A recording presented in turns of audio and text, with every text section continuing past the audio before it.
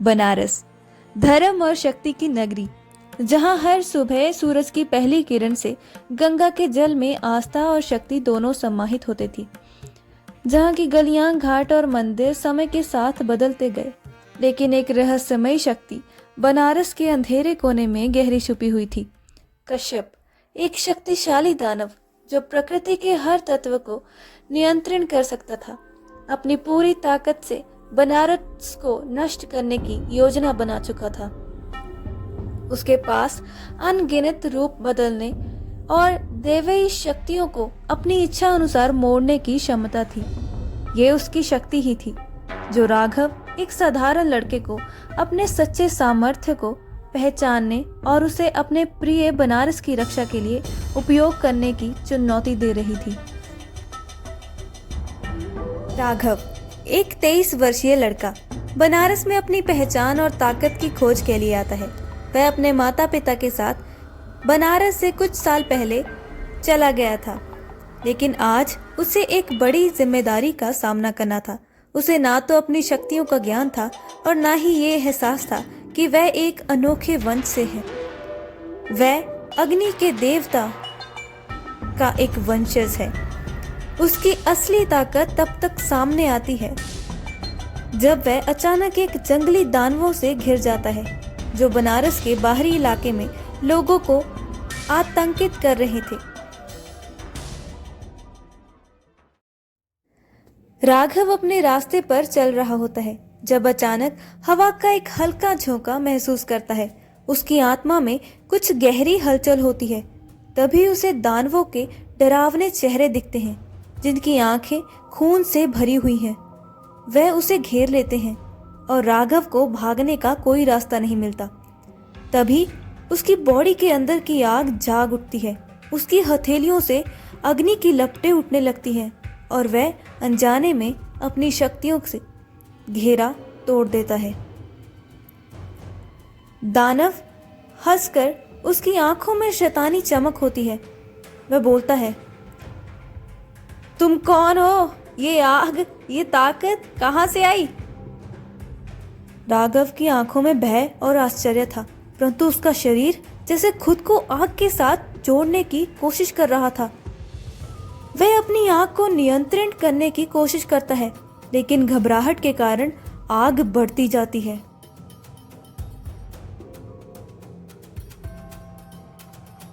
तभी एक तेज आंधी के साथ वायु का रूप सामने आता है।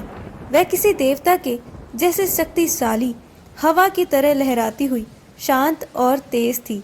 उसकी आंखों में एक गहरी समझ थी, जैसे उसने जीवन के सारे तूफान देखे हों। वायु ने अपनी शक्तियों से राघव के चारों ओर एक शांत बवंडर पैदा कर दिया, जिससे राघव की आग नियंत्रण में आ गई। वायु राघव की ओर बढ़ते हुए कहती है, तुम्हारी शक्ति अनमोल है राघव, लेकिन इसे समझने के लिए तुम्हें खुद को पहचानना होगा। मैं तुम्हारी मदद करूंगी। राघव ने उसकी बातों को सुना, लेकिन अब भी उसका मन भ्रमित था।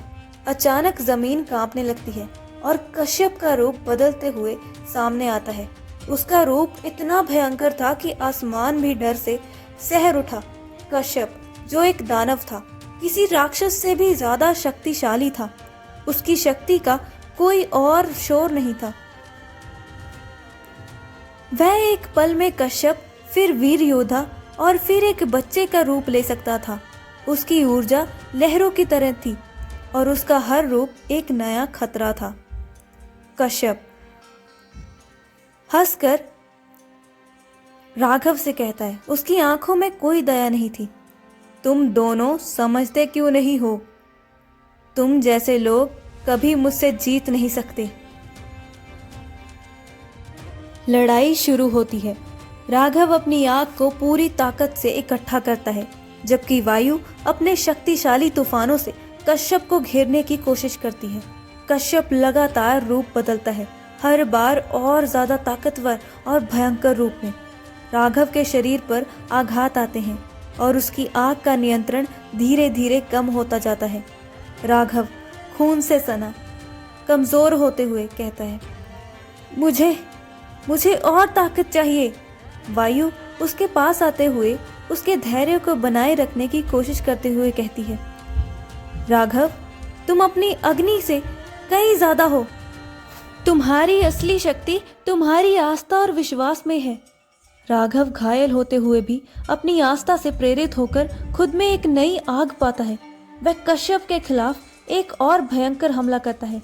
इस बार अपनी पूरी ताकत से उसके हाथों से एक विशाल अग्नि की लहर निकलती है जो कश्यप को पूरी तरह से घेर लेती है।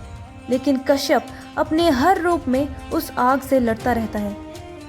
कश्यप आखिर में दर्द में चीखते हुए कहता है, तुम जीतने वाले नहीं हो।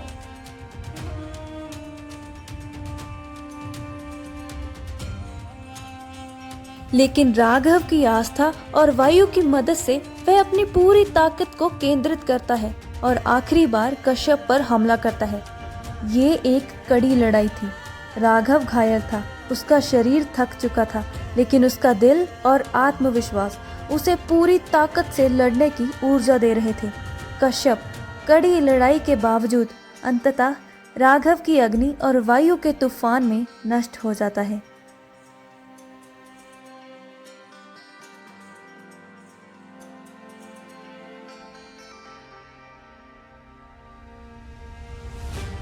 युद्ध समाप्त होता है। कश्यप का कोई अस्तित्व नहीं बचा। बनारस की गलियां अब शांत हैं। राघव घायल और थका हुआ लेकिन विजयी खड़ा है।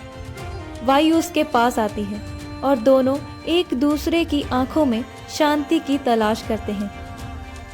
राघव गहरी सांसें लेते हुए हंसते हुए कहता है, हमने उसे हरा दिया वायु। तुमसे मिली मदद के बिना ये मुमकिन नहीं होता। वायु धीरे से और शांति से कहती है, हम दोनों ने अपनी आस्था और सच्चाई से उसकी शक्ति को हराया। ये हमारी जीत थी। राघव उससे कहता है, वायु, क्या तुम मेरे साथ हमेशा रहोगी? वायु मुस्कुराते हुए कहती है, हमारा सफर अभी शुरू हुआ है राघव, मैं तुम्हारे साथ हमेशा रहूंगी। आगे की राह उनके लिए और बनारस के लिए एक नई शुरुआत थी, जहां आग और वायु ने मिलकर अंधेरे को हराया था।